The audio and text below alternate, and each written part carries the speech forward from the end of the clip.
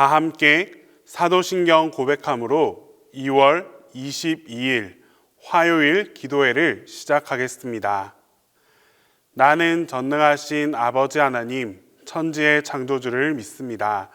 나는 그의 유일하신 아들, 우리 주 예수 그리스도를 믿습니다.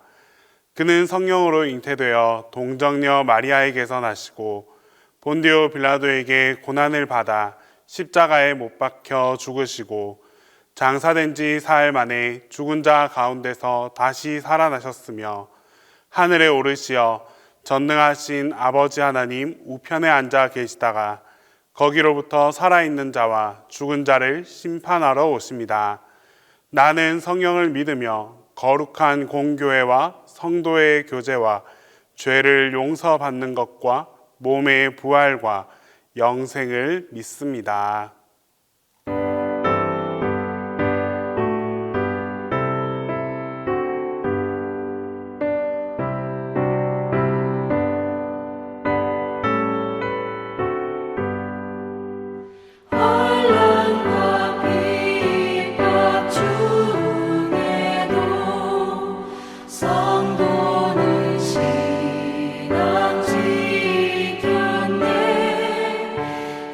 신앙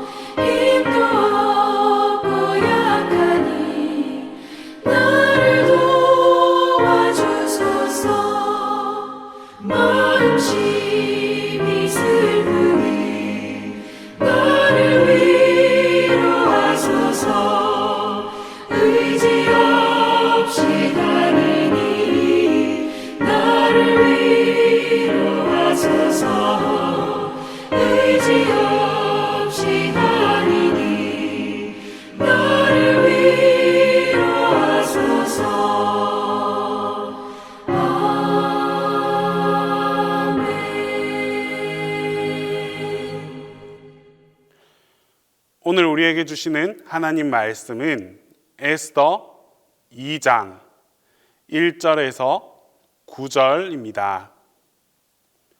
구약 성경 에스더 2장 1절에서 9절입니다. 다 함께 봉독하겠습니다. 그 후에 아하수에로 왕의 노가 그침에 와스디와 그가 행한 일과 그에 대하여 내린 조서를 생각하거늘 왕의 측근 신하들이 아르되 왕은 왕을 위하여 아리따운 처녀들을 구하게 하시되 전국 각 지방의 관리를 명령하여 아리따운 처녀를 다 도성 수산으로 모아 후궁으로 들여 궁녀를 주관하는 넷이 해계의 손에 맡겨 그 몸을 정결하게 하는 물품을 주게 하시고 왕의 눈에 아름다운 처녀를 와스디 대신 왕후로 삼으소서 하니 왕이 그 말을 좋게 여겨 그대로 행하니라. 도성 수산에 한 유다인이 있으니 이름은 모르드게라. 그는 베냐민 자손이니 기스의 증손이요 시므이의 손자요 야일의 아들이라. 전에 바벨론 왕 느부갓네살이 예루살렘에서 유다 왕 여고냐와 백성을 사로잡아 갈 때에 모르드게도 함께 사로잡혔더라. 그의 삼촌의 딸 하다사 곧 에스더는 부모가 없었으나 용모가 곱고 아리따운 처녀라. 그의 부모가 죽은 후에 모르드게가 자기 딸같이 양육하더라. 왕의 조서와 명령이 반포됨에 처녀들이 도성수산에 많이 모여 해계의 수하에 나아갈 때에 에스더도 왕궁으로 이끌려가서 궁녀를 주관하는 해계의 수하에 속하니 해계가 이 처녀를 좋게 보고 은혜를 베풀어 몸을 정결하게 할 물품과 일용품을 곧 주며 또 왕궁에서 의뢰주는 7 궁녀를 주고 에스더와 그 궁녀들을 후궁 아름다운 처소로 옮기더라. 오늘 본문이 기록된 책, 이 에스더는 다른 성경과는 다른 독특한 특징이 있습니다. 그중 한 가지는 에스더서에는 하나님이라는 말이 나오지 않습니다. 심지어 하나님께서 하셨다, 하나님께서 기도를 들으셨다, 성전의 예배를 받으셨다라는 일반적인 말조차도 기록되어 있지 않습니다. 에스더의 배경은 페르시아입니다. 등장인물도 아하수에로 왕이 등장하는데 아하수에로 왕은 그 유명한 크세르크세스 왕입니다. 즉 제국의 역사로 너무나도 잘 알려진 유명한 왕이 성경의 전면에 등장한다는 점 또한 에스더서의 독특한 특징입니다. 하나님도 제사장도 성전도 선지자도 아닌 제국의 왕이 등장하는 성경이 바로 에스더입니다. 자, 그렇다면 이처럼 세상적인 이야기로 보이는 에스더서가 왜 성경 안으로 들어오게 되었을까요? 그 이유는 오히려 이런 세상의 역사 안에서는 잘 보이지 않지만 그 내면에 흐르는 하나님의 섭리, 하나님의 일하시는 그 일들이 잘 드러나고 있는 성경이기 때문입니다. 에스더 2장에서는 폐위된 와스디를 대신할 새로운 왕후를 뽑는 모습이 그려지고 있습니다. 신하들의 제안에 따라 페르시아 전역에서 아름다운 여성들을 불러 모았습니다. 그리고는 그 중에서 가장 왕의 눈에 드는 여자를, 바로 그 여인을 새 왕후로 선발하겠다라고 결정합니다. 이러한 과정 속에서 선발된 새 왕후가 바로 에스더입니다. 그런데 여기서 주목할 것은 단순히 에스더가 아하수에로 왕의 눈에 들어서 새 왕후로 뽑혔다는 것이 아닙니다. 에스더가 새로운 왕후로 선발되는 과정 속에서 하나님께서 철저하게 개입하고 계시다는 그 사실이 중요합니다. 하나님께서는 에스더의 삶 속에서 과연 어떻게 일하고 계실까요? 하나님께서는 에스더에게 하나님의 은혜를 베풀어 주셨습니다. 왕에게 선보일 처녀들 중에서 한 사람이었던 이 에스더는 아주 특별한 사랑을 받았습니다. 에스더를 좋게 보고 은혜를 베풀었다라고 말씀하고 있습니다. 이 말씀을 원어로 보면 두 단어로 되어 있습니다. 은총을 뜻하는 헨이라는 단어와 은혜를 뜻하는 헤세드라는 단어입니다. 즉 이 말은 그가 모든 처녀보다 왕 앞에 더 큰 은총과 은혜를 얻었다라는 말입니다. 사실 비슷한 두 단어이지만 이렇게 두 번에 걸쳐 반복적으로 사용한 것은 그 이유가 있습니다. 지금 에스더가 스스로 기대조차 할 수 없는 그런 과분한 사랑을 받았음을 강조하기 위함입니다. 결국 에스더서를 기록한 이 성경 기자는 에스더가 새 왕후가 되는 그 과정에서 남들보다 과분한 사랑을 받고 있음을 말해주고 있습니다. 이는 단순히 에스더가 예뻐서 혹은 갖춘 게 많아서 그런 것이 아닙니다. 분명 이 과정 속에서 하나님의 개입하심과 하나님의 일하심이 담겨 있음을 볼 수 있어야 합니다. 또한 하나님은 하나님의 그 열심을 통해서 이루어 가십니다. 예수 그리스도께서 이 땅에 오셔서 우리를 구원하시고 하나님의 자녀 삼으시고 또 우리를 특별한 존재로 삼으시고 하나님의 가족으로 삼아 주셨습니다. 자, 어떻게 이런 일이 가능했을까요? 바로 하나님의 열심 때문에 가능했습니다. 우리를 향한 하나님의 열심, 바로 이 하나님의 열심이 있었기 때문에 우리 가운데 예수 그리스도께서 와 주셨습니다. 하나님의 열심은 오늘도 이 땅 안에서 여전히 이루어지고 있습니다. 하나님의 열심이 그 하루하루를 살아가는 우리는 우리 스스로의 드러남보다 이제는 하나님의 일하심과 그리고 그 하나님의 모습이 우리 안에서 드러날 수 있도록 노력해야 합니다.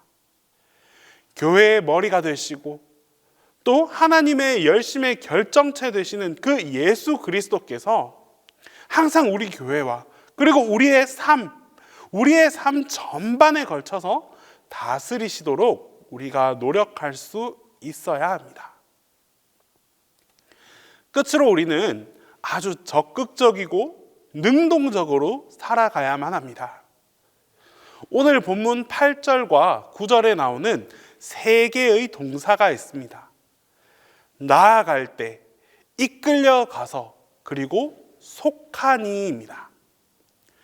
이 세 개의 동사를 다 살펴보면 한 가지 공통점이 있습니다.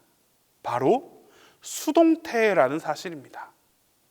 자, 그런데 이어지는 9절 말씀부터는 에스더의 행동과 관련된 동사가 다 능동태로 표현되고 있습니다. 헤게가 이 처녀를 좋게 보고라는 말도 원어에서는 에스더가 헤게를 기쁘게 했다라고 표현합니다. 에스더가 능동적으로 헤게를 기쁘게 만들었다라는 의미입니다. 앞에 8절까지는 다 수동태였지만 에스더가 페르시아에 끌려가고 또 수도인 수산성에 끌려간 것은 자의로 끌려간 것이 아닙니다. 당시 상황에 따라서 타의에 의해서 이끌려갔고 끌려갔습니다.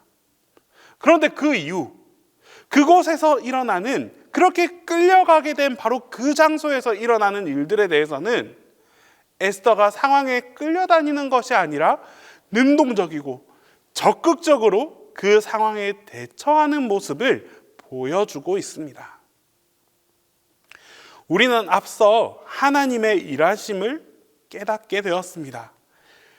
이제 우리는 이 일하시는 하나님께 부응하는 인생을 살아야 한다는 것을 꼭 기억해야 합니다.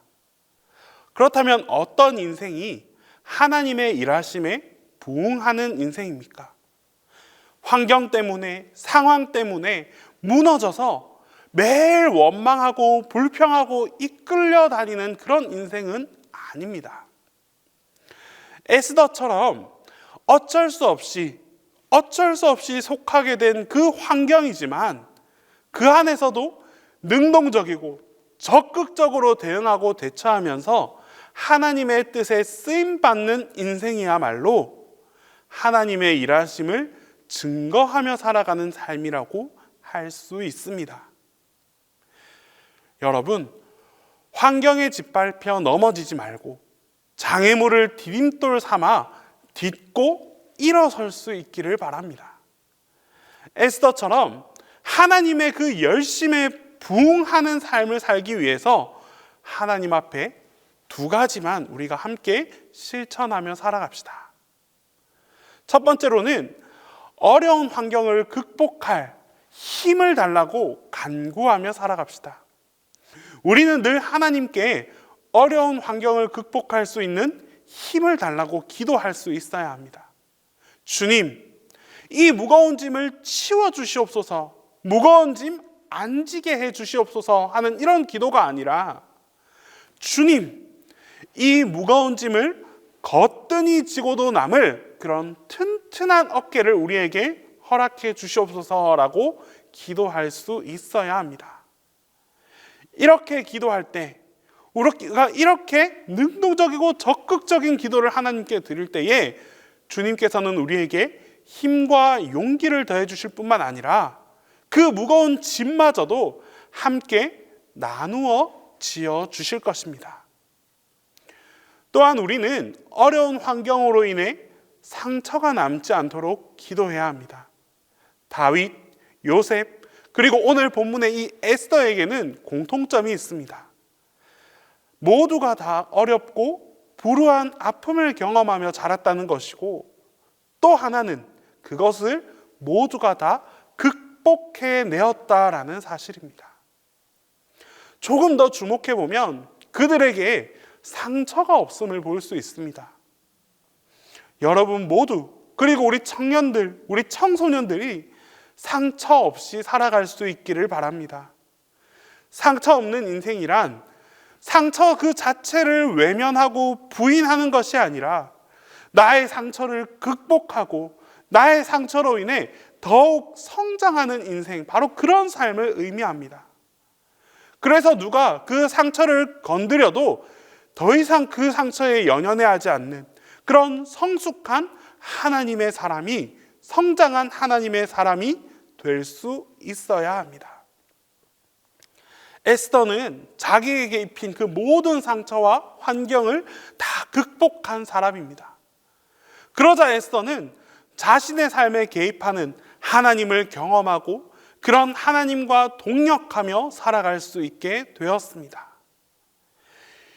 이제 우리의 상처도 믿음으로, 사랑으로, 하나님의 능력으로 치유해 갑시다.